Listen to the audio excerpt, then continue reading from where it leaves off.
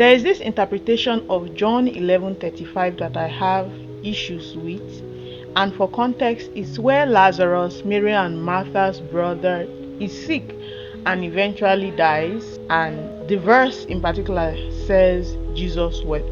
This is the interpretation many people have, and they say that the reason why Jesus wept was because Mary and Martha did not have enough faith, and Jesus was grieving the fact that if only they knew the power they had, if only they believed hard enough, then their brother wouldn't have to die.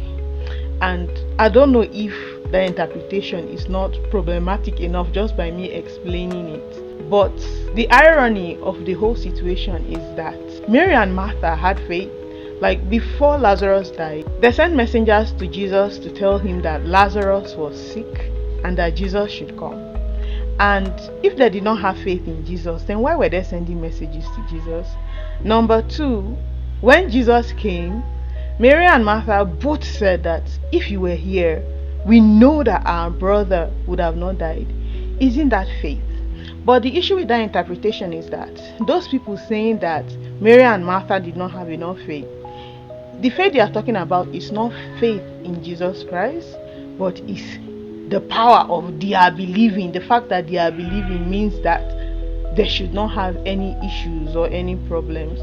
But I think that interpretation takes away from the real reason why Jesus Christ wept, why Jesus Christ would see his friends in pain, grieving, while Jesus Christ would see Lazarus, someone who he ate with and laughed with, in the tomb, and his reaction would be pain, as any human being would feel. Because number one, it shows that Jesus Christ was really flesh, like he came as a man, he had our emotions. Number two is the compassion of Jesus Christ. When you look at it and you say, oh, the reason Jesus Christ wept was because they didn't have enough faith, it throws the attention on them. They are the ones doing the work. Once you realize the truth of that verse that says that Jesus Christ wept because he had compassion on Mary and Martha, because he felt their sadness, he empathized with them, then it throws a light on Jesus Christ's compassion. And the wonderful thing about that verse is that Jesus uses that verse for his glory. He says the very famous line, I am the resurrection and the life.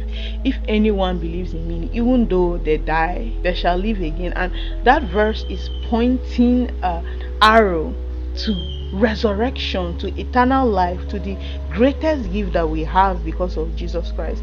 And for you to look at his compassion, look at his mercy, and look at his humanity, because he was fully man, 100% man and God. Because if he wasn't God, he wouldn't have the power to walk to that tomb and speak the words, Lazarus, come out, and Lazarus would have come out.